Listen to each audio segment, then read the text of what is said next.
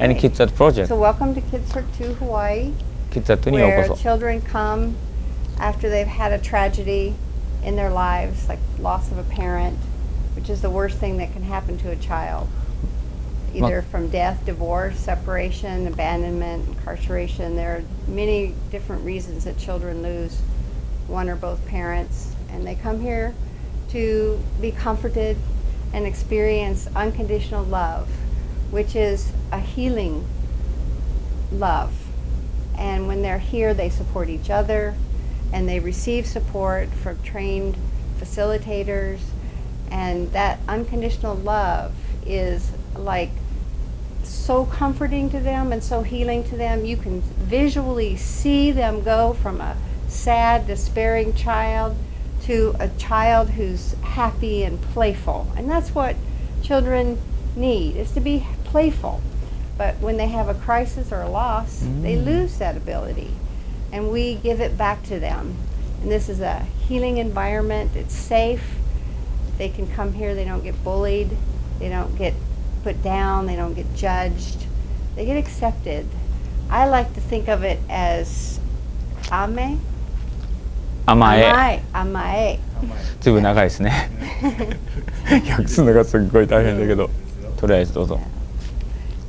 They come together in peer groups, and that's when they get a chance to talk about the loss if they want to. We don't make them talk.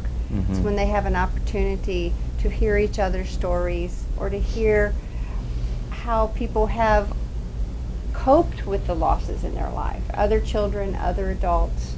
And by hearing that, that gives them hope. And it also gives them a sense of belonging. There's a place they can go where people are like them and understand what they're going through. And you cannot imagine how amazing it is to see that transformation from a despairing child to a playful child. It's the most wonderful thing to witness in the world, and that's why I love this work so much. And by coming here and being a part of it, you can experience that too. We also do mentoring programs, and in those mentoring programs we teach them values like never give up, take care of one another, go to nature, because nature can be very healing. And then we have the Kids Heart Project, which is our grief and trauma outreach in Japan in the tsunami impacted areas. And there we're teaching people how to provide this kind of support to children in Japan. So the children there have an enormous amount of despair and grief and trauma, and they desperately need to experience that safety and that unconditional love that will help them cope with that trauma in their lives. It's a terrible tragedy, what they've gone through. And it continues to be a tragedy when they don't have the support and the love and the care that they need. So we're hoping to be able to provide that through training people who can bring the children together so they understand that they're going through the same thing, so they have a sense of belonging and a safe place to process that experience in their lives. One of the things that we've experienced in the Tohoku area is the GPS doesn't know the new routes. So the GPS will get us lost, and it will end up in the tsunami impact zones where there's nothing left except broken roads, and we have to turn around and we have to find our way back to the new routes. And I think of that as a metaphor for what needs to happen in Japan for how people handle grief and trauma.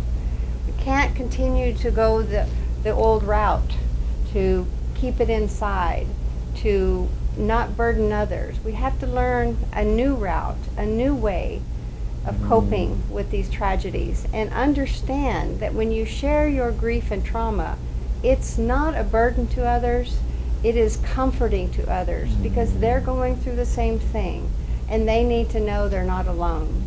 So that open communication is an important development that we want to see happen in the Tohoku area. The children can talk with their parents, and parents can talk with their friends and their spouses, that people are coming together to support one another in this tragic time.